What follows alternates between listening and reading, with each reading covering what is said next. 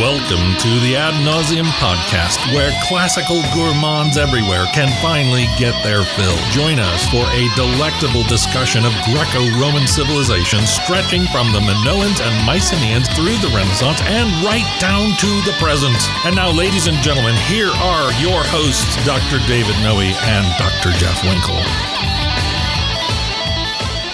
Welcome, listeners, to episode 104 of the Ad Nauseam podcast. We are here on a cool November evening, the eve of Thanksgiving. I'm down here in the Vomitorium South, the bunker, with my good friend and fabulous co-host, Dr. Jeffrey T. Winkle. How are you, Jeff? I'm doing well, but you made the mistake I made last week. You didn't even say your own name. Oh, yeah? Yeah. What is it again? You are Dr. David Noe. That's correct. Okay. Thanks. Now there we go. Now that we have that straight, I'm feeling good tonight. Excellent. Yep. Like we had a little bit of a break from the torrential downpour of snow that we had. Yeah. 25 inches. Is that what it was? Or as they say in Canada, 63 and a half centimeters. Yes. Yeah. Record snowfall. We were only bested here in the Midwest by the Buffalonians. It's worse in Buffalo Did right you know now? they got over 3 feet of snow? Oh, goodness. Yeah, they can't dig out at all. Wow. Man, I did not hear that. I didn't even hear that. 25 inches. I knew it was bad, but I didn't know it was that Yeah, bad. I hear the mayor of Buffalo released a whole pack of St. Bernards. They're just crawling around the neighborhood with their little barrels underneath. Those are the casts on their collars, right? With a little, what is it, gin or something in there to revive the warm frozen? You up. Right. Yeah. If Warner Brothers cartoons taught me anything, And they've taught me practically everything I know. That's right. So there we go.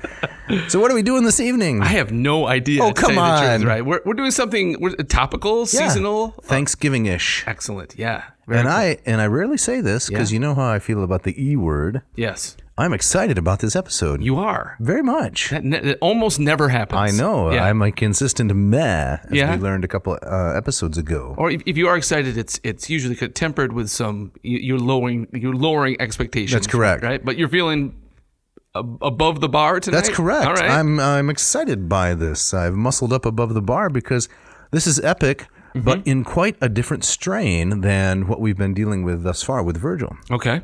Yeah, this is very true. Yeah, so we're going to be looking at one of the first epic poems that's describing the newly discovered continent from the perspective of Europeans, of course, of North America. Excellent. And Nova Anglia in particular, New England. Okay. And I think there's so much richness in this little poem that we may actually have to devote 2 episodes to it. Really? I don't know. We'll just see how it goes. See how far we get tonight? Right. So this is an epic poem about New England? Correct. Okay. Yeah, it's fascinating. It's a fascinating read. Listener, Jeff's pretending here that he hasn't done any of his homework. I have done nothing. Right. This is Dave's episode. Well, we'll see about that. All right. Yeah. All right. So first we have to get through some corrigenda. We do? Yes. Who screwed up? Well, I did mostly. Okay. But mostly you. Okay. So the first one is, I was trying to quote that line because it was snowing, remember? Yeah. That line from the famous poem, The Night Before Christmas? Right. And I think what I said was, the moon on the crust of the new fallen snow gave the luster of midnight to objects below. And that's not quite right. That's 0 for 2. Oh, really? I was wrong on 2 counts. What is it? It's the moon on the crest Okay. of the new fallen snow, and I think I can be forgiven for that one. Gave the luster of midday. And I was kind of bothered by it even when I said it, because I don't think midnight has any luster. No, it's lusterless. Oh, exactly. Right. It's a lackluster. The idea is the bright moon kind of gives the semblance of midday That's in right. the dead of night. 2 objects below. Yes. It's told from the perspective of Santa Claus. Okay. So if you like that poem, The Night Before Christmas, or 'Twas the Night Before Christmas, to get the first name in, the praenomen, that's the correct rendering. Gotcha. Right. Now this reminded me of a meme my oldest son sent me today. Right. Yeah. We were talking about this is gonna be a Thanksgiving themed episode. Okay. But we're already he was in on it. But we're already talking about Christmas. Yes. And so this is about how stores, like after Halloween, they shove out the Christmas stuff, and Thanksgiving kind of gets lost. Right. It's not a very commercial holiday. You right? can't do much with Thanksgiving. No. There isn't an undertone of avarice. You don't send a Thanksgiving Day card to family You don't? and friends. Well, I don't. Okay. I once got one from a realtor we used, which I thought was really weird, right? Or the dentist. Oh, yeah. If you get one of those from the dentist. The dentist or your Thanksgiving Day card. your financial guy, right? Got some turkey stuck in there. Yeah. See you tomorrow. But this meme that my son sent me, there was a big inflatable turkey that was sitting on a prone Santa Claus with a sign in his hand that said, "Wait your turn, fat boy." And I like nice, that. nice. Yeah. Nice. So Just the right amount of edge. exactly. Okay. Oh, and another corrigendum we have? That's correct. Okay. This is the bust of Thalia. Remember, we were talking last time about the Muses because that was apropos of Book 7 of the Iliad, the beginning. That's right. And I was mentioning this marble bust of Thalia, the Muse of Comedy, and how beautiful this particular bust is. And you asked me, Dave, where is it? Where is it? And I had almost no information about it. Okay. So I don't know if this is so much counts as a corrigendum as it is filling a lacuna. Gotcha. Okay. Do you remember when you first learned the word lacuna when you were in grad school? I do remember that. Yeah. Yes, exactly. It was fascinating. Right. And I remember it was in a class where I realized the lacuna in much of my undergraduate education. Right. There's all gaping holes. There's huge gaping holes. Right. Someone fill these, right? And then we rejoiced. It was kind of like a lacuna matata, right? Oh, very nicely done. So this particular bust is in the Vatican Museum. That's where I've seen it. Gotcha. Yeah, and I'm sure you have seen it there as well. I'm sure. Now, do you know which room it's in? Because, how many? Now, Jeff, why'd you have to ask that? Because now I got to go look that up. Right. And next week, I got to bring back another corrigendum. Well, you know how that museum is. It's a hall of heads after hall of heads. Yeah, some parts of it are even blocked off as though just to kind of taunt you by saying, look, we have so much stuff, we don't even have to show you most of it. Exactly, right. We can put up a couple of orange cones here. That's and correct. Just say, keep out. Yeah, keep out. Yep. So it is the reproduction of a 2nd century Roman original that resembles Greek models of the late 4th to early 3rd century BC. And so it was most likely bronze. And then, of course, the Romans copied it in marble. Yeah. And now we have this replica. Very nice. It's very. You have, of course, the listener can't see this, but the reproduction you have on the sheet here, it's a very lovely statue. It is, isn't it? It's very nice. You'd expect the the statue of Thalia Comedy to be winsome, I think. And yes, who doesn't like to laugh? She looks a little too composed to be a muse of comedy. Maybe so, but notice the tiny little smile that's playing about her lips. Do you see that? I do. Yeah, she's about to say something funny, I think. I can see that. Or inspire someone else. Third corrigendum. What do we got? Yeah, so someday the episode is just going to be entirely corrigenda, right?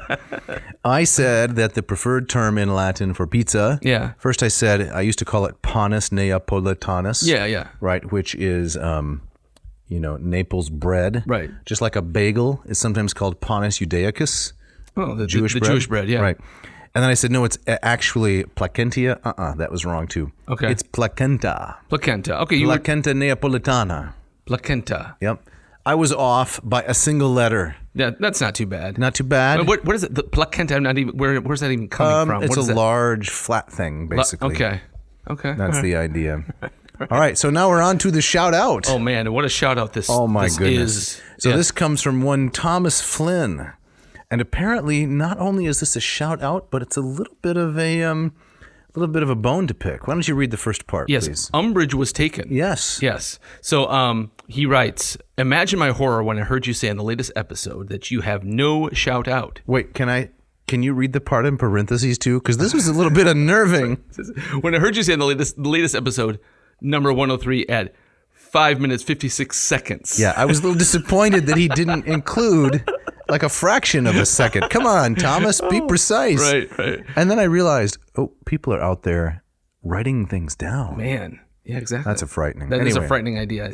Could it be that the following email, most of which I already sent on the 26th of September, has disappeared? Yes. So he had sent us a couple of months ago. And I'd like to blame you. I think you forgot this one. This is probably true. No. Yeah. We already know that he's not an Americano because he puts the number before the month. Right. On 26 September. Mm-hmm. Right. So I'm looking. I mean, he's an Aussie, right? Yeah. So, I mean, all of these references to didgeridoos and the band Men at Work. It's the baby eating your dingo and so forth. That's right. But this is an incredible shout out. Could you read the first paragraph? Yes. It says, I have been listening to your podcast since episode 14. So he apparently skipped 1 through 13. I don't know. I have a little bone to pick with Thomas. Okay. Right. Cicero Falls at Formiae. That's number 14. Yep. December 7. It was released December 7 of 2020. Yes. He says, I quickly caught up on all the previous ones. Sorry, I jumped the gun there. I did enjoy the Odyssey episodes, but my favorite has been episode 89, Dirges for Dead Dido. Interesting. I look forward to a future episode or 2 or 3 on Apuleius. Now this guy's talking my language. Yeah, right? He's buttering you up. He is. I am probably never going to read his Metamorphoses. What? But I do wonder the extent to which the narrator's religious experience is meant to be taken seriously. That's a good question, isn't it? It is. Yeah. In fact, I especially like the episodes on classical topics I know nothing about. I devoted a whole chapter of my dissertation on the seriousness of Apuleius's take on religion. Fascinating. We'll have to take a look at that. You want to pick it up? And Thomas says, I started classical languages at school when I was 10. Wow, I admire that. Read classics at Oxford. Wow. And for one reason and another moved to Sydney more than 15 years ago, where I now teach Latin and Greek at Campion College, named after the great Latinist, praised as such by Elizabeth, and martyr Saint Edmund Campion.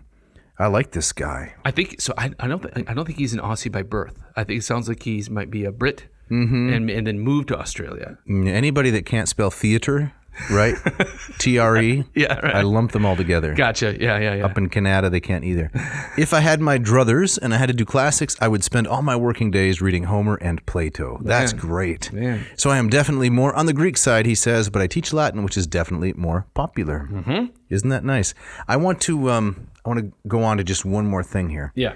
He says, at some point, Dave suggested that Thomas Aquinas' Latin is serviceable, but not elegant. Did you say that? I think I insisted. I don't think I just suggested. I think I was quite clear. Right. That Aquinas' Latin is perfect for what it needs to do, what it seeks to do. Yeah. But it has no beauty or charm that we should desire it. Okay. And he says, may I suggest Aquinas' hymn to the Blessed Sacrament, composed for the office of Corpus Christi. And then he gives us a lot of additional helpful immaterial. I would say, how many pages here, Jeff? Shuffle the pages a little bit. Man, it goes on. Right. It goes on. We alas, we don't have time to address it all. We don't. But you were saying, right, that he includes some excellent ideas for future topics. Yes, I like it. It's a nice variety of ideas, of corners of the classics. He suggests, why not tackle the odder corners of Euripides? Right. His Ion, his Helen, his Orestes. Isn't that sharp? That's a great idea. Here's another good one. Yep. The Language of Augustine's Conversion, Confessions, Book 8. I like that. That'd be great. Very much. And Thomas, I think we must say this is probably a little bit, reckless. He suggests that we tackle the movie Gladiator versus history. Yeah. And I say it's reckless because we tried that with the movie Troy, more bods than gods, and it was kind of a dud. But you know what? I think he might be onto something, though, because I think infinitely more people have seen Gladiator than they saw Troy. You really think so? I do, without a doubt, right? All right. And I think there's a lot to talk about there. Some interesting stuff. Yep. Well, so to wrap this up, thank you, Thomas, for listening. Thanks for carrying the torch aloft there, way down under, in your teaching of Latin and Greek. Thank you for the excellent ideas you've provided us with for future topics. We will steal them shamelessly. Exactly. Yeah. All right, Dave. Let's get down to what we're talking about tonight. Yeah. And so we're talking this. You mentioned at the top of the episode this lengthy epic poem. Correct. Written about New England.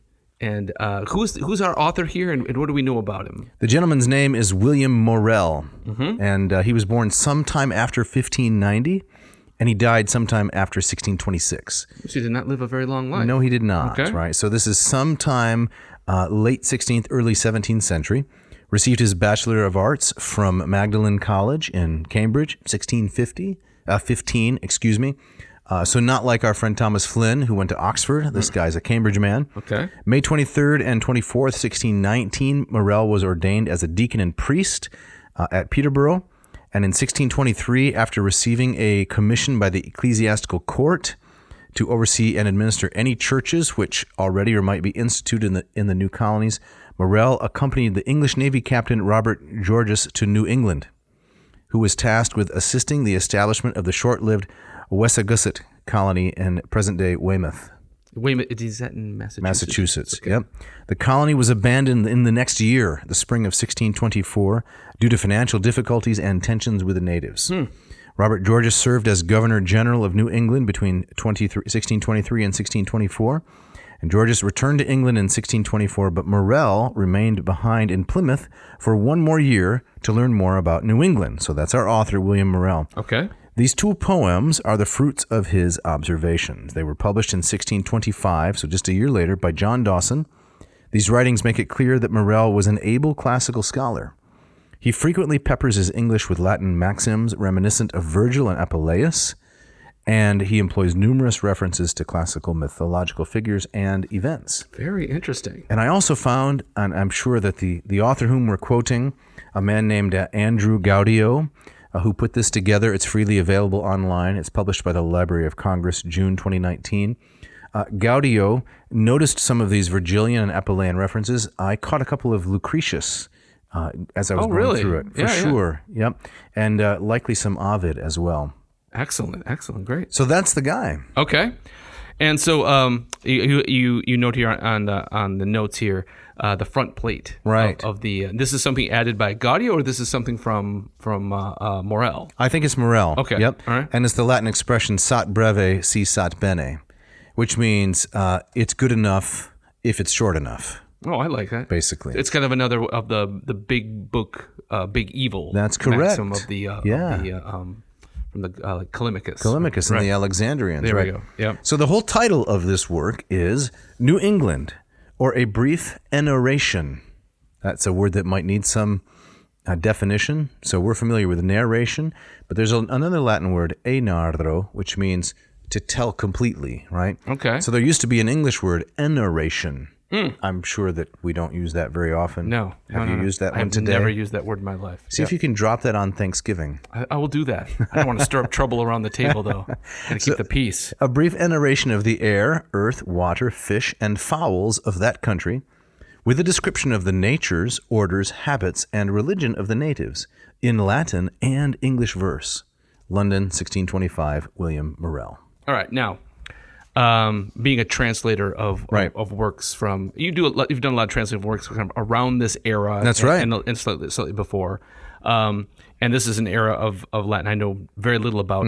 So, is this a fairly typical kind of thing that people were writing? Oh, yes. Who would have been the audience for something like this? Right. Well, that's a little harder to know for sure. Well, I mean, is it coming from? So he's writing this a couple of years after the arrival of the Mayflower, right? Correct. 1620. Yep. And so maybe he's tapping into kind of this fascination with Absolutely. This strange new world. Absolutely. Okay. All right. Right. And the ongoing British effort to colonize, this part of the continent called New England. Yeah. And when was Jamestown? 1607, I think? Something like that, yeah. Right. So it's only been a couple of decades that there has been a consistent, sustained English presence on this continent.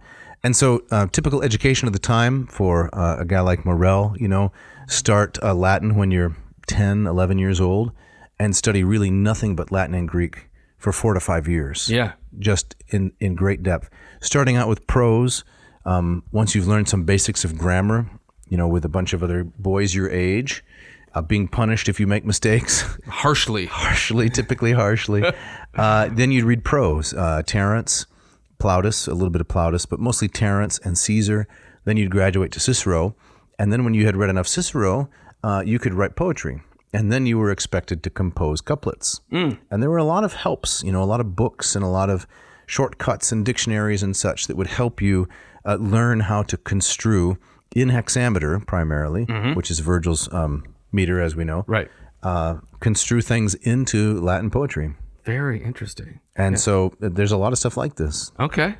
Translations from Greek into Latin prose and especially poetry. So this is a poem in dactylic hexameter, quoting Gaudio again, with an accompanying English translation in heroic verse. We're doing this on this episode because it stands as the earliest surviving work of poetry about New England and the second oldest poem whose origins can be traced directly to the British American colonies. Wow. So only 2 copies of this original edition are known to survive. One is held at the Huntington Library in San Marino, California. Have you been there? I have, yes. I have not. Yeah. I have not. Impressive, yeah. You need to get there. Well, I have some friends that live in Pasadena. I'm quite sure they're listening, and they keep telling me, come out here, we'll take you to the Huntington Library. Yes. Yeah. Well, what's stopping you? I don't know. So I got to do this podcast.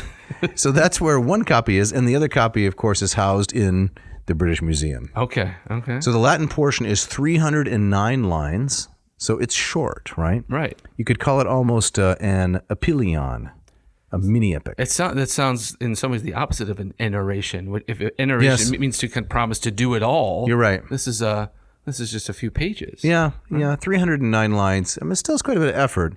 I guess the shortest book of the Aeneid is still over 600 lines. Right. So it's a pretty good chunk here. Okay. Maybe Morrell just discovered that he couldn't quite squeeze out enough epic lines about beavers and deer. And You're anticipating where we're headed soon. okay, right. Right. And as Gaudio says, just to wrap this part up, it praises the geographic features, the flora and the fauna of New England, and spends a majority of its verses describing the Native Americans with awe and curiosity. Fantastic. And that's really interesting, as we'll see when we get into it. There has been a lot of talk in the last 20 to 30 years about the European exploitation of Native Americans, or Indians as they were once called. And there's obviously a lot of truth to that. Right. The people who arrived here were not saints. No. But the people who were here were not saints either. Right. It's a mix of human beings. But I was really struck by the way Morrell describes the Native Americans that he encountered, whom he calls Indians, right? And how much almost reverence he has for them. Do you want to jump to that, or you want to wait? Well, I think we should kind of take it through. We should kind of take it through a little bit at a time. Okay. All right. So, Jeff, there's a little bit of a preview, right, that comes before the beginning of the Latin portion of the poem, entitled "Understanding Reader." Yes, and this is written by Morrell himself. That's right, in English. Yes. And I think this is really charming. Can you read some of that? I can. And so, listener, bear with me, because the script here has that odd to my eyes thing, 17th century English, right, where the S can look like an F. That's correct. Right. So if I flub that, that's what's going on here. And vice versa. Right. So Morrell writes, when my melancholy leisures first conceived these rude heroics, my conscious muse censured them, too tender-sighted to be admitted to the common light. Isn't that a great line? Wow. That's heavy. Yeah. My melancholy leisures. I just imagine Morrell, he's kind of tramping around New England. Yeah. A little bit bored, right? He's got nothing to do, and he thought, I should write some poetry, right? But he modestly calls them rude heroics. Yes. No, he says here, my conscious muse censured them, too tender-sighted to be admitted to the common light. Yeah.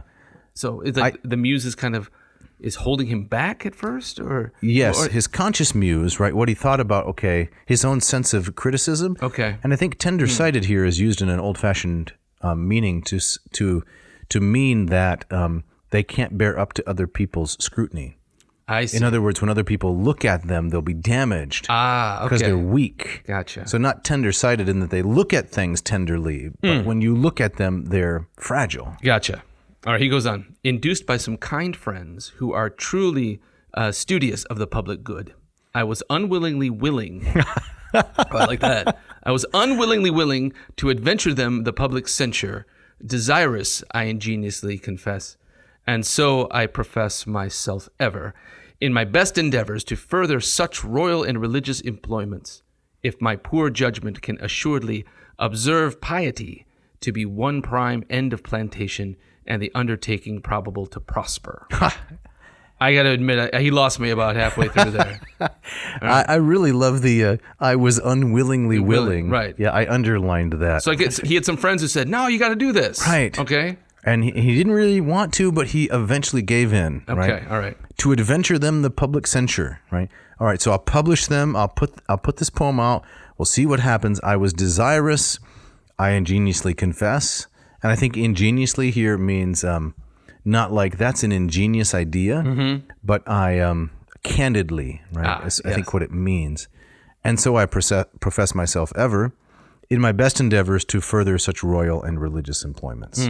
So, yeah. And then I like the way that he butters up the reader here. Okay. This is an affectation that's not used much anymore, but he first calls us understanding reader, and then he says, if, gentle reader, these lines please thee, peruse and use us gently.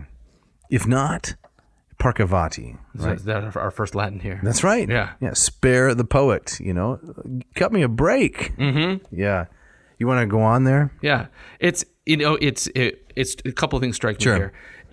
One that strikes me as in many ways very British. Yes. Just kind of like downplaying, downplaying, but kind of advertising your genius, but but downplaying at the same time. Right. Using really big words to say that you're a total ignoramus. Yes, exactly. And yeah, right.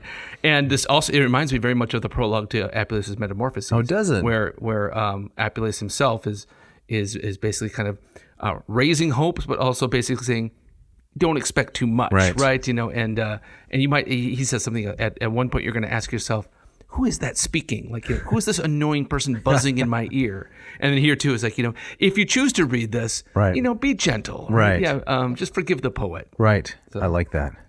So that ex quolibet ligno non fit mercurius, more Latin. Isn't that great? Yes. From any old block of wood, you can't get a mercury. Gotcha. You can't get blood from a stone? Yeah. Yeah, okay. So you can't just choose any old stump and fashion it into a statue of Mercury. It's not going to work. So he's, in this metaphor, right, he's the block of wood, so don't expect anything great to emerge. Gotcha. Right. So I'm sure there's a poetic name for this device where you raise expectations by lowering them. I don't know what it is. Yeah, I don't know. But it reminds me of the dear reader, I'm not going to talk about, and then you mention all these things that you talk about. The praeteritio, right. So he goes on. Besides, error in poetry, is less blemished than in history. Experience cannot plead me ignorant, much less innocent, having seen and suffered. I like that. That's a good sentiment, isn't it? It is. If you make a mistake in error in poetry, right, it's not as bad as making one in history. Mm-hmm. Because if you've actually experienced and seen things, seen and suffered, you got to get your facts right. Right. But there's more latitude in poetry because it's more subjective and interpretive. Yes. At least that's how I take it. Yeah. No, I hear that too. Mm-hmm. I should delude others, wanna spay with false hope, a vain hope, or falso gaudio. Yeah. Yes. Disappointing happiness, fake joy. Yep. What can be expected from false relations but unhappy proceedings? To the best intended and most hopeful colonies. And then maybe just this last one here.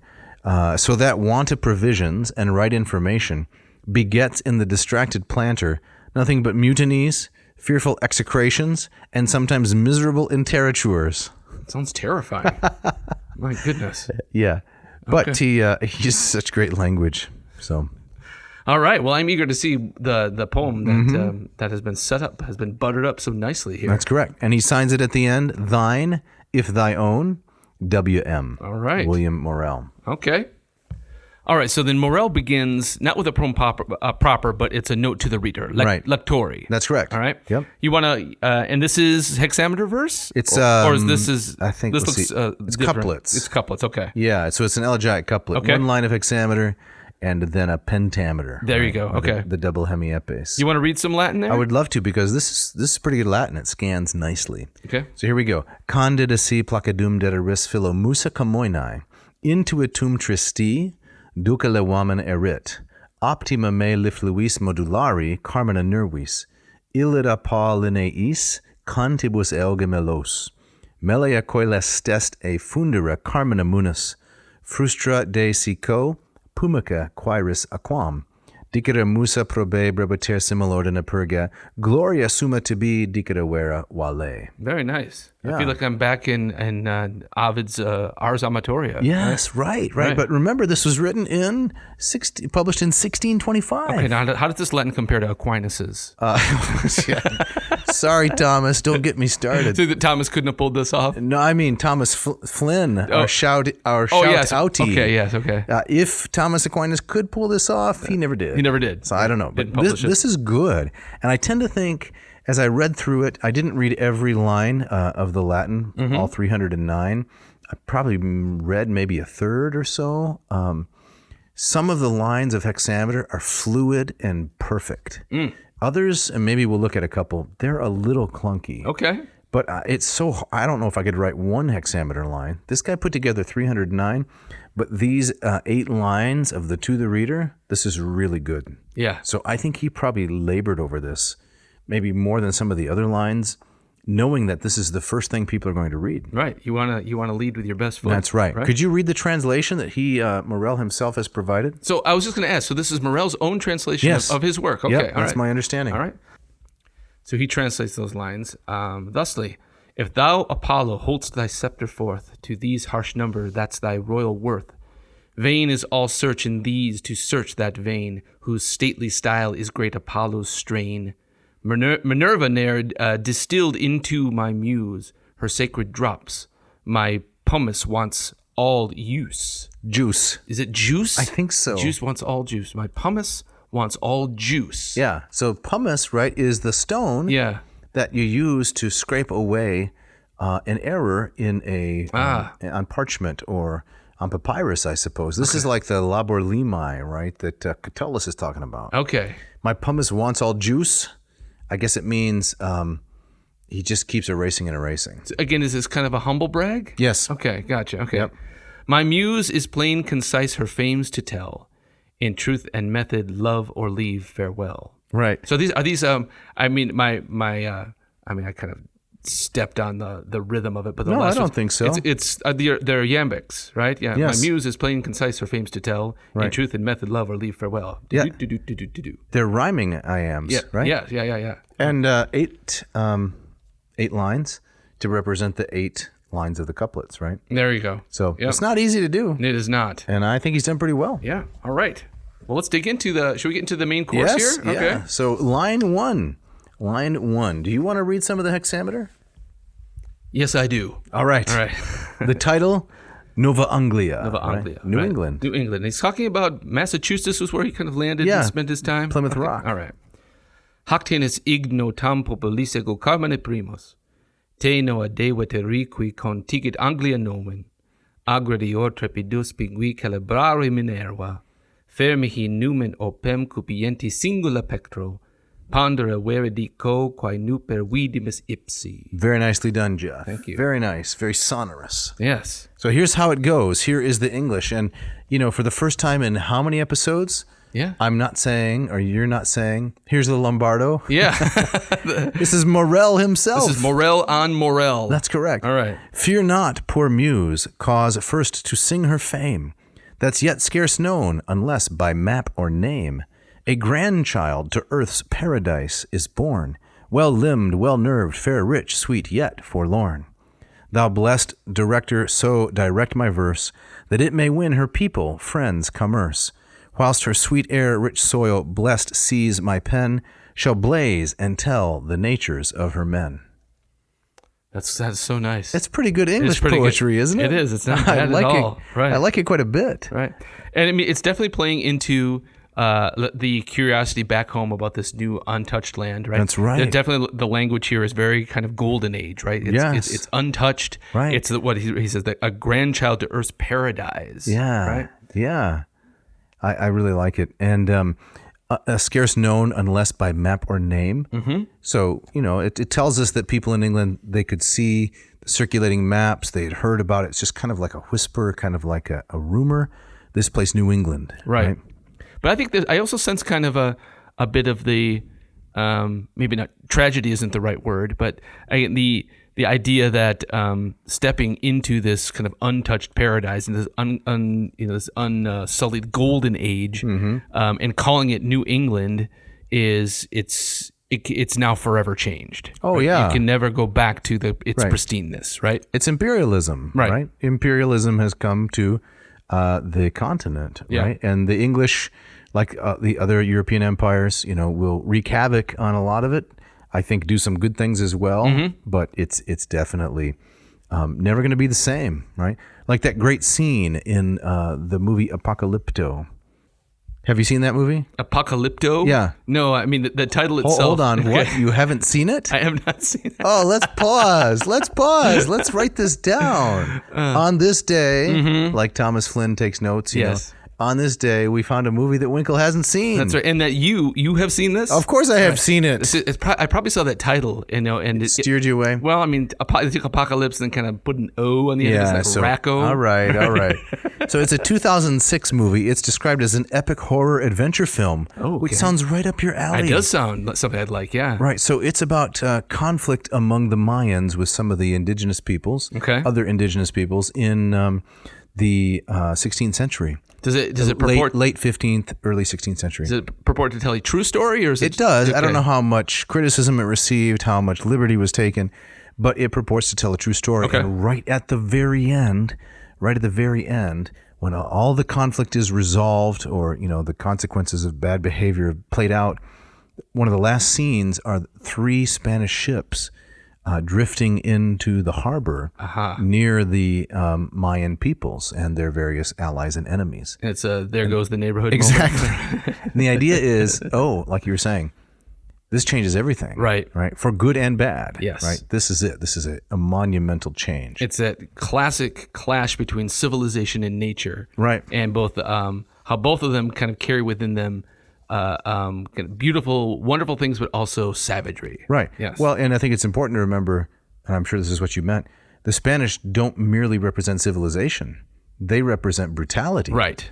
And the Mayans are a mix of civilization and brutality as well. Right, exactly. And that's a point that the movie makes really brilliantly. So you'd recommend it?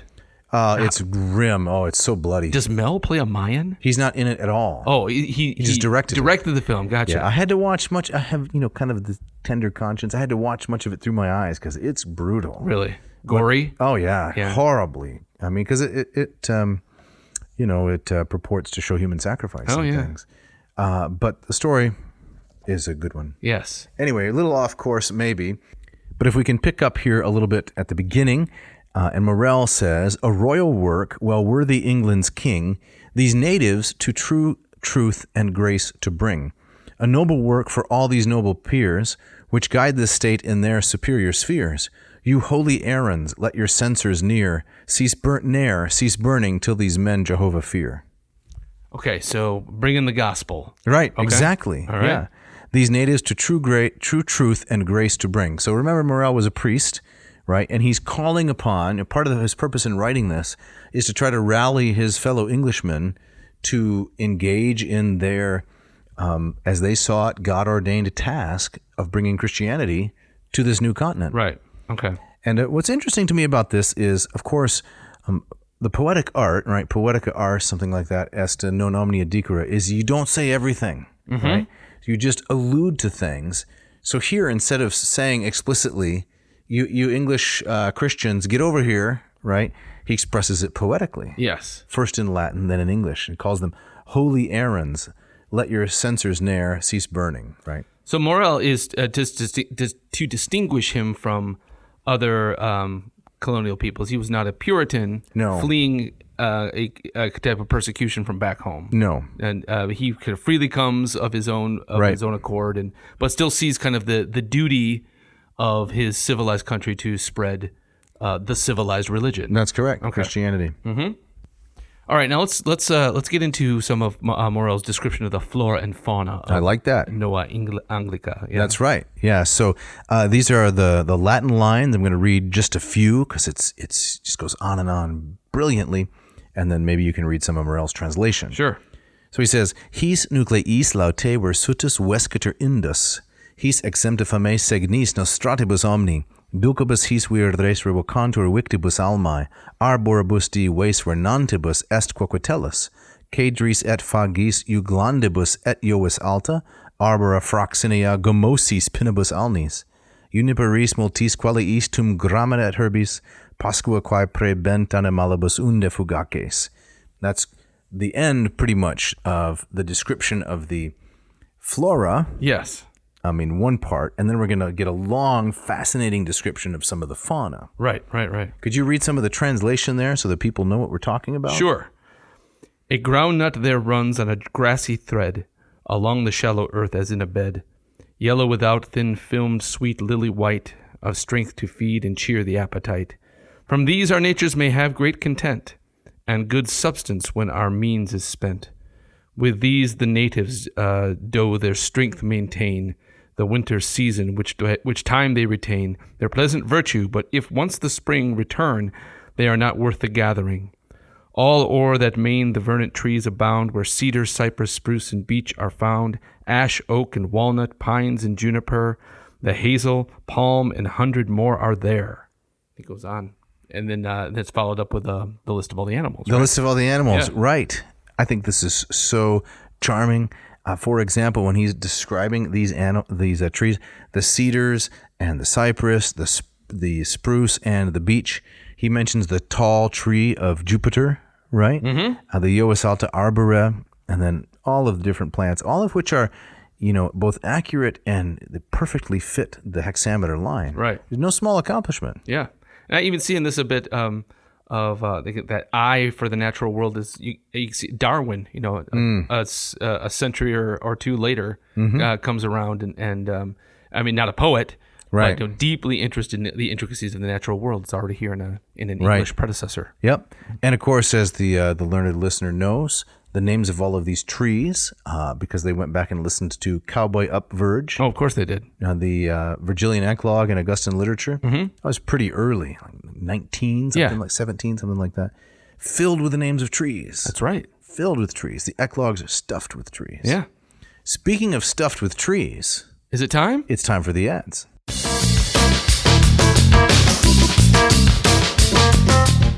This episode of Ad Nauseam is brought to you by Hackett Publishing.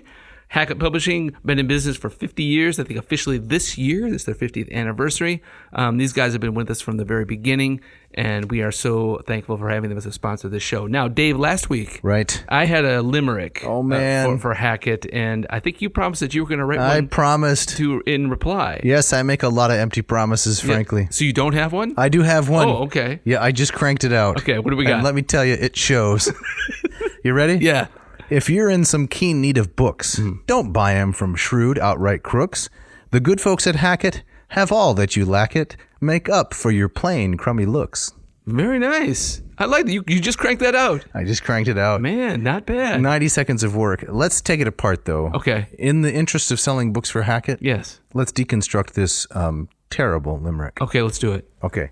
If you're in some keen need of books, it checks out. Yep. Don't buy them from shrewd, outright crooks. Good advice. Yeah, but I mean, I don't have any particular bookseller in mind. I wouldn't call them. But anyway. No, it's a good thing to avoid, though. It is hyperbole for the sake of the limerick. Right. The good folks at Hackett, well, that works because we say that all the time. Here it goes off the rails. Have all that you lack it? Well, that's very Seussian, right? We all know what you're saying, but you've twisted it in a way that makes it fun and funny. Really? Yes. Lack it? What does that mean? And we know what you mean, but it doesn't have to make sense. Okay. Yeah? And then the last line is where it really goes off the rails. Okay. Make up for your plain, crummy looks. So you're insulting I'm insulting the audience. If you buy enough books but you're ugly, it'll make up for your... It'll make up for it. Gotcha. All right. Yeah. So maybe a little... What, do you give me a B- on that? A little needlessly cruel in the last line. Needlessly cruel. Right. I was under a lot of pressure. For coming up with that in 30 seconds, that's not bad at all. Yeah, it doesn't hold a candle to yours last week, let's just say. Well, thank you. I had more time to That's true. To put into it, right. But what about the listener who wants to buy some books from Hackett, Jeff? If they go to hackettpublishing.com, you can check out their huge catalog. They have a whole raft of translations from the classics, books on philosophy, books on Asian history, on the Islamic tradition.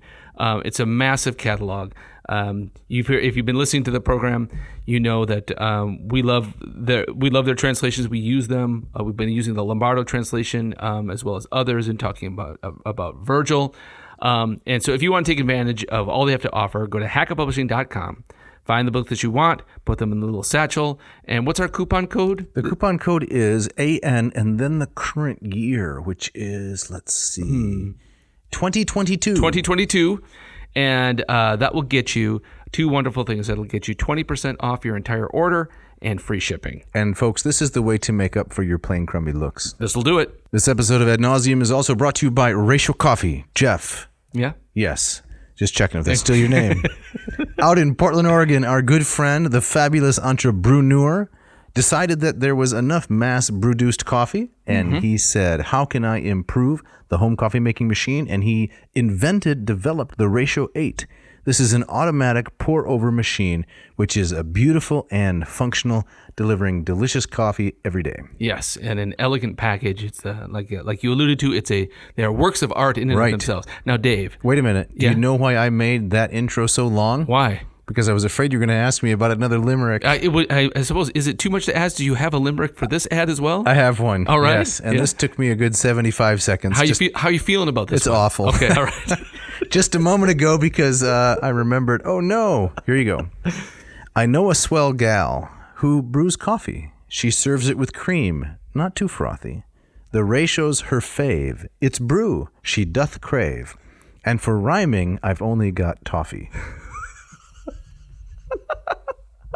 So again, in the last line, you kind of throw it away a little bit. Well, I didn't have enough time. Right, Can you rhyme something with coffee and frothy? Frothy, it's hard, right? Yes. Especially under a deadline. That's right. All I could think of was toffee, and it doesn't really go anywhere. Right. I hate toffee, by the way. I hate toffee too. Now, I love my grandparents, and one of their favorite, they're both deceased on the one side, one of their favorite candies was toffee. It was an old-fashioned kind of thing. They always have the little glass Correct. dish, right? Yes, Yeah. it was wrapped up in that terrible foil you can never get open. Yeah, exactly. And I'd loved them so much, and they always gave me candy so sweet. And I suffered through a lot of toffee for love of them, but it's not a good flavor. It's not, exactly. You never said, hey, Grandma, how about some Starburst or some Sprees or something? Right? No, it's just yeah.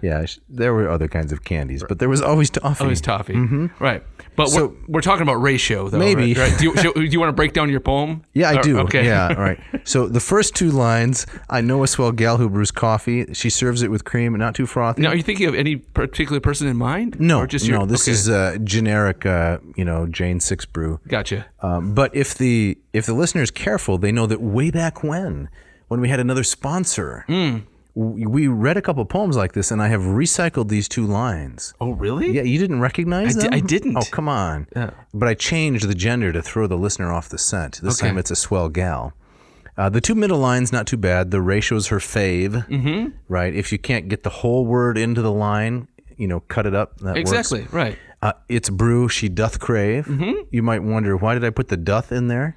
Because it's funny. I was trying to add some, grandeur to it, like Morrell does. You're trying to raise the tenor to up the ante. Gotcha. Okay. And then, like you said, the last line. What was it again? I want to hear. And it. for rhyming, I've only got toffee. I was trying to think of a way to insult the audience in the last line, like I did in the previous limerick. Yeah, I gotcha. But I think you insulted all of us with that last line.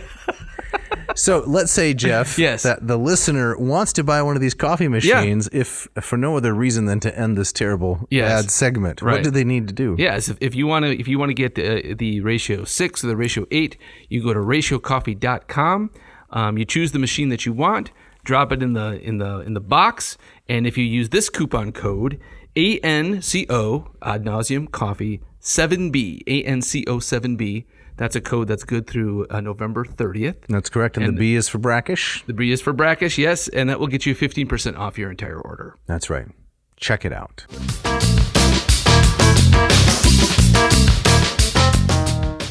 So, Dave, as we get back into it, we got to go from the flora now to the fauna. That's right. All right. So what do we got? Well, let me read a little bit of Latin. Would that be okay? Yes. All right. This goes, Pinguescunt cirvi vulpes ursique lupique, Lynxes et fibri musci lutraque politae, pelibus eximii pratii volu cresque saporis, per placidi variae pellique gruesque palumbes, megillus et fascianus anascignus iovis ales, penelopesque columbae perdix accipitresque. Maybe I can blame Morrell there.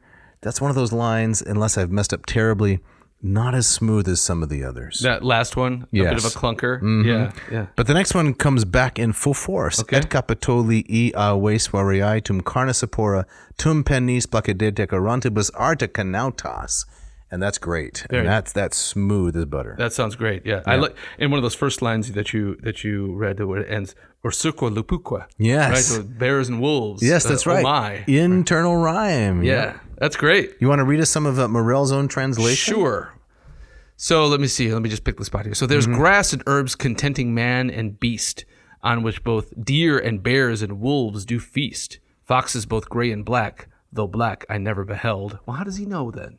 People have told him. Oh, okay, all Maybe right. the natives. Okay. Right. With muskets and lynx and otter and beaver. Beaver. But you were trying to say Beaver? because it rhymes with never? Never. That's a Yeah, this guy should write limericks. He should. Toffee. With many other which I here omit, fit for to warm us and to feed us fit. I like that nice? that. That's great. Fit for to warm us and to feed us fit. Yeah.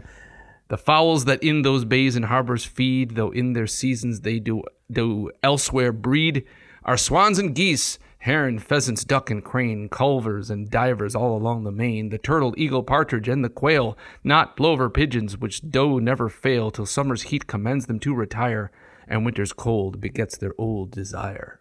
Yeah. Isn't that nice? That's really nice. It's really incredible. It's just kind of that all those names is just kind of rapid fire. I think part of it is to kind of overwhelm you with the variety and wonder, right? Right. Yeah. Yep. It was an enormous and massive still is massive continent. But to these Europeans, they'd never seen anything like this. Right. Europe was so old. And apparently, this is what I was told as a kid. Maybe you heard this, that when the Europeans arrived, a squirrel could go from the East Coast all the way to California in treetops. Oh, without touching the ground. Yeah. Oh, I'd never heard that stat. That's right. That's interesting. I just know that would be one tired squirrel. But it also it reminds me of Virgil's Georgics. Right. But also kind of the sentiment of, we have Virgil, imagine him, the kind of the poet in the city, idealizing the countryside. Right. But here we have an Oxford man. Here actually out in the countryside with his eyes kind of bug-eyed at all that he sees. Right. Yep. And apparently, former member of a failed colony, right? Yeah. Wessagusset, I think is what the name of it was. Didn't even last a year, right? No. No. So this is not your kind of an armchair poet, right, in his ivory tower, pontificating about things he's only heard by report. Right. This guy's out tramping the woods. Yes. Been there. He's the real deal. Mm-hmm. Right. So I was talking in my class the other day about, that the noble savage trope. And a lot of that comes from or is pinned on Alexander the Pope. Okay. Which seems to me be the kind of poet of the city that didn't maybe do much tramping out in the wilderness. And so I think Morrell has him, he one-ups Pope here, is that he's the real deal. Mm-hmm. He's not just kind of imagining these things. He's out there seeing it and talking to people and living it. Right. Yeah. Exactly. And he manages to get into his poetry further on. Oysters, crawfish, crab, and lobsters great abundance when the seas retreat. So now he's got his pants rolled up. He's wading out into the brine. Tortoise and herring, turbot, hack, and bass, with other small fish and fresh bleeding place. The mighty whale doth in these harbors lie, whose oil the careful merchant dear will buy, besides all these and others in this main. Fascinating. Yeah.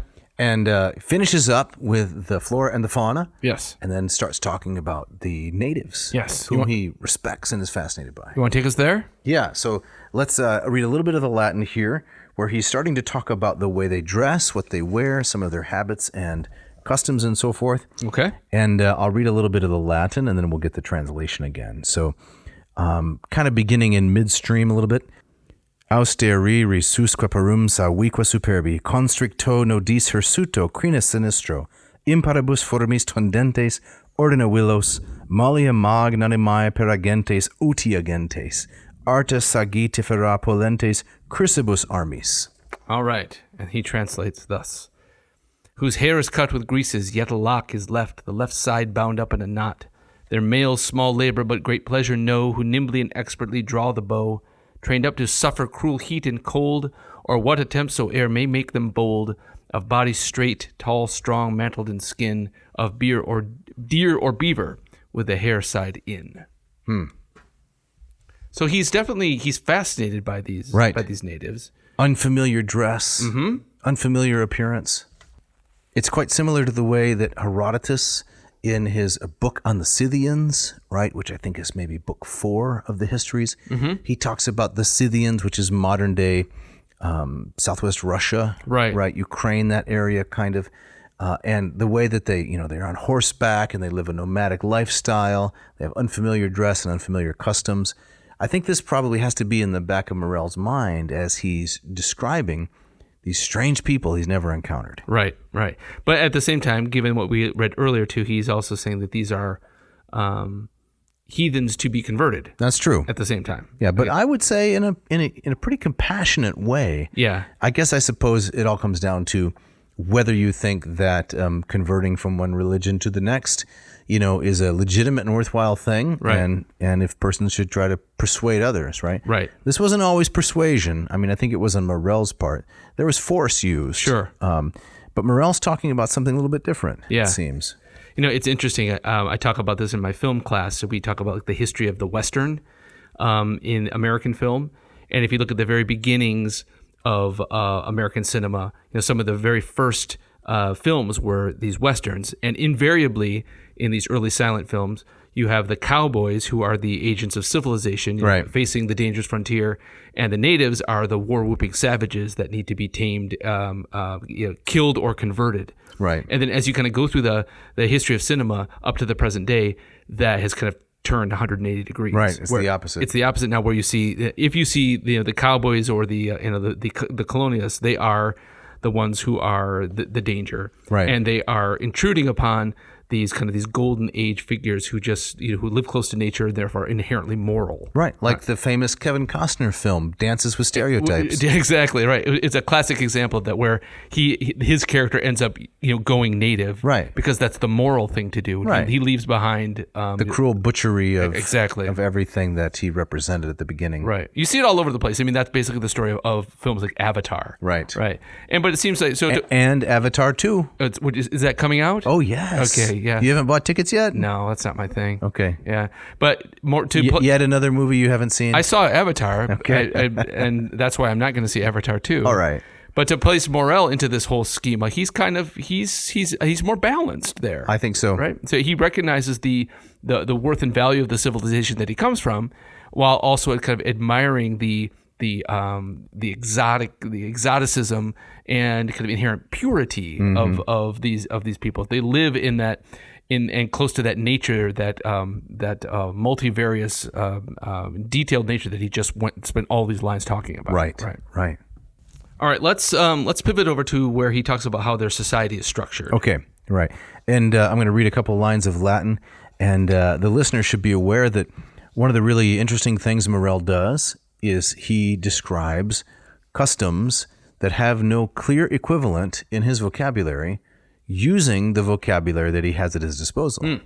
It's kind of the same way that Julius Caesar, right, in De Bello Gallico, is describing all of the tribes that he encountered in France. Right.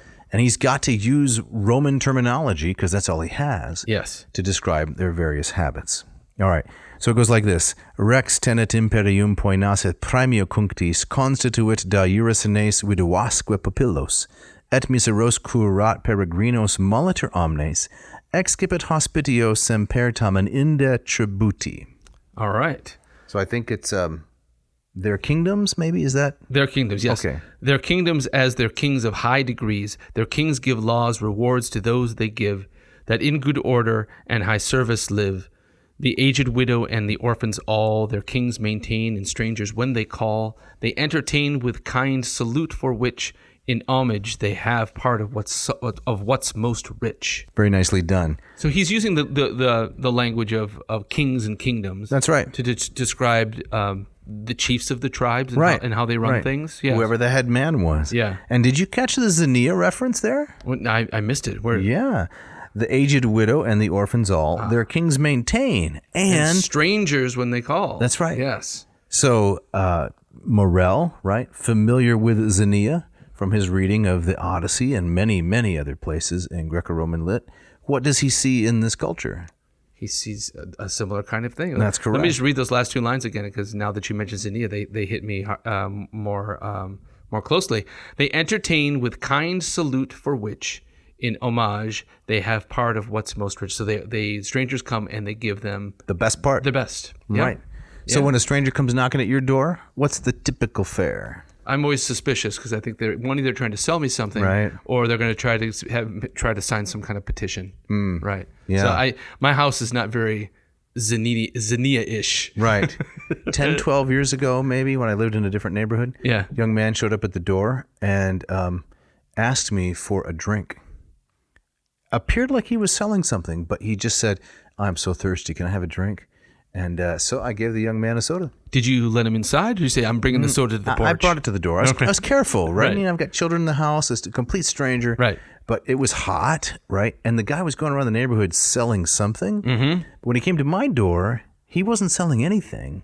He just asked for, I'm thirsty. Can I have a drink? And, Right.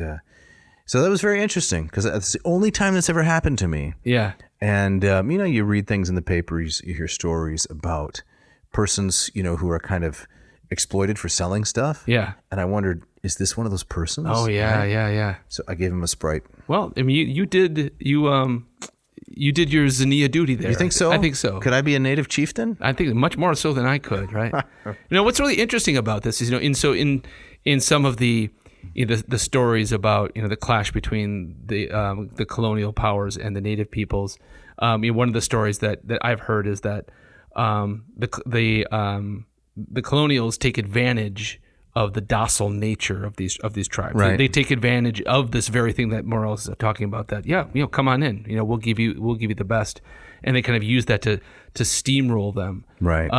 But then also as I was talking about in like those early Hollywood movies, you also get the stereotype of the dangerous savage. Right. But I think you always run into a danger when you start talking in generalities and you kind of paint with a broad brush. But I think there is a sense that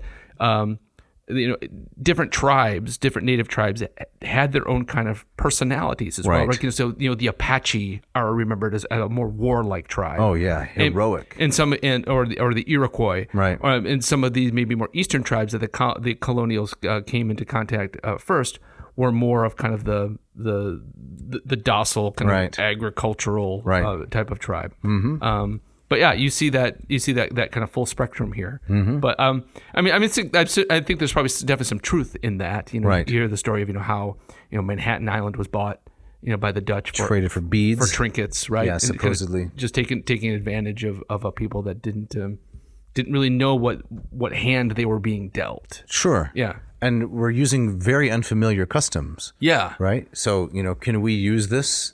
Well, what are they going to do with it? Right. There wasn't the understanding of what that all entailed. Exactly. Exclusion necessarily. Right. And transformation of it into something completely different. Exactly. I assume there was no clear understanding of that. Right. Yeah, and I think that's often kind of an aspect that's not often brought into this conversation is this, not so much of kind of a sinister exploitation of one side over the other. Definitely some of that, but this idea you have these two cultures that are so radically different. Right. When you have these guys from England coming in and talking about notions of private property. Right. Hundreds of years of detailed contract law. Exactly right, and taxes and ownership and capital and labor. Right. These are concepts just completely foreign to these tribal peoples. And although I assume the concept of property was familiar to tribal peoples, but not in the same way. Not in the same way. Not in terms of we're gonna draw up and divide up this acreage in these measurements, right? Right. But I think that's often kind of an aspect that's often kind of lost in the mix of that conversation. Definitely. Yeah. So as we start to wind down here a little bit, I want to look at just a couple more segments here which characterize some of the society of the indigenous peoples. Yeah.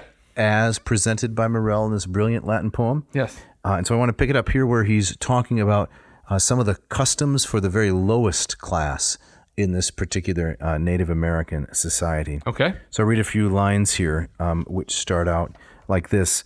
Instar servor rum quacunque subire parati ardua concilii subiecti foemina fumus indicus ad certos inhibetur et omnibus annos postea liberior concessa potentia cunctis connubio multas sibi conjunxisse maritas. All right. And so Morrell's English translation. The lowest people are as servants are, which do themselves for each command prepare. They may not marry nor tobacco use, till certain years, lest they themselves abuse, at which years to each one is granted leave, a wife or two or more for to receive. So two interesting practices, I guess three.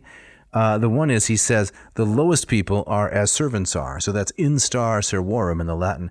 They serve in place of slaves, really, or hired help. They can't get married, and they can't use tobacco. Yeah. The Latin here is fumus, so smoke is forbidden to them until they reach certain years, so they don't hurt themselves, according to the translation. For their own good. Right, lest they themselves abuse. And then, at which years to each one is granted leave. When you reach a certain age, you can take a wife or two or more, right? So polygamy. Yes. And what does he go on to say about what this arrangement supposedly entails? So he says, by having many wives, two things they have. First, children, which before all things to save, they covet, cause by them their kingdoms Filled, I think it is. Filled, sorry. Whenas by fate or armies their lives are spilled. Right. Fascinating, huh? Okay. It's interesting. He refers to, polygamy here, but doesn't bring in any kind of moral judgment to bear. No. Right? No. He seems maybe a little shocked that they can't smoke. Right. All right. Until they reach a certain age, right? Right. So, but I almost anticipates you still have to be. How old do you have to be to buy a pack of cigarettes? I'm not a smoker, but you have to be. I think it was recently moved to 21. Is it 21? I think so. Okay. It was raised to the same age as alcohol. I'm guessing the tribal peoples. You could probably pick up the pipe a bit before 21. Yeah, I imagine. Right. It doesn't seem especially early, but. So yeah, it's his description. I read it as more kind of it's fascination more than I don't see any kind of condemnation Censure? here. No. Yeah, right. No. Well, do we want to fast forward to the end now? Okay. I think that probably one episode is pretty much going to cover it, unless we want to go back and focus on, a particular element in the poem, which I find frankly fascinating. It's really interesting stuff. Yeah. Because as we've been saying, this gentleman is taking an eyewitness look, using the tools of a very ancient language, borrowing themes and words and expressions from Virgil, Apuleius, Lucretius. The Lucretian homage that I mentioned earlier is the frugiferae, right? The fruit-bearing trees, the frugiferae, frugiferentes. This is a Lucretian neologism, and Morrell finds a way to sneak that in. Nice. Yeah. Yeah. Well, let's jump to the end. You have a passage in mind? Yeah. So just basically the last, the last 10 lines or so. Just read a little bit because I think it ends on a really nice note. All right. So he says, "Si mea barbara kai prosint conamina genti, si valed Anglicanis in compte placere poesis, et sibi per faciles hac redere gente potentes, acidivos quepios sibi persuadere colonos, si doceat primivi tam victuquam parentis Angli si fuerint indis exempla beati, vivendi capiant quibus ardua limina coeli." And then the last two lines I did not read, but let's take a look at the English translation there. All right. If these poor lines may win this country love, our kind compassion in the English move, persuade our mighty and renowned state, this poor blind people to commiserate, or painful men to this good land invite, whose holy works these natives may enlight. If heavens grant these to see here built, I trust, an English kingdom from this Indian dust. Interesting. A mix of things, wouldn't you say? A mix of things. And even that last line there, a balance, an English kingdom built from the Indian soil. Yeah. I like the way he says, if my poor lines may win this country love, or kind compassion in the English move. So, although I think that the English, like most of the European colonializers, right, colonizers, went on to do many terrible things, it's not the case that from the beginning all of them had completely wicked motives. Right. Here he's saying, I want to move them to compassion and have pity, have mercy, commiserate. Right. Come to help this poor blind people. Well, were they poor blind? Maybe in some respects, but certainly not that's not how they saw themselves. Right. Yeah. And it's also striking, given that we know that he was part of a colony that fell apart, right, at least in part due to tensions with the local natives, right? And so here he's still kind of he's saying to his countrymen, take pity, right? See them as human, as persons, yeah. And I love this archaic use of the word painful here, right? Or painful men to this good land invite, which means men that are willing to take pains, right? Right. Men that are long suffering. Yes, because exactly. It's bad here, but if you come here, you can maybe bring some education and build an English kingdom. Yes. All right.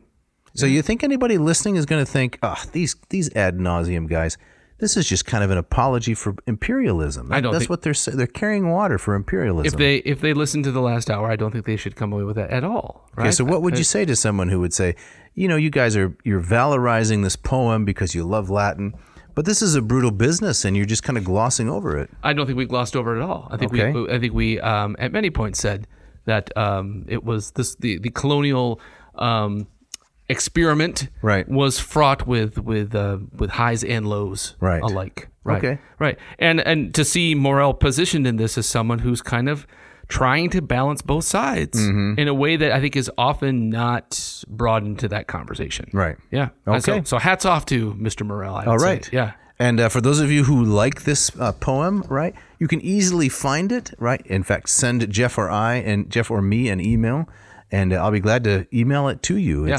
It's in the public domain. That's where I found it. 309 lines of gorgeous Latin and a very serviceable translation by the author himself. Very good. Hey, we're up against the clock. We are. We got to get out of here. We got turkey to stuff. We have gravy to stir. What else do we got to do? We have awful relatives to kind of brace ourselves for. Oh, come on. No. We got pumpkins to pie, cranberries to sauce. Yeah, did you just use pie as a verb? I tried to. Okay, I like that. All right. Yeah.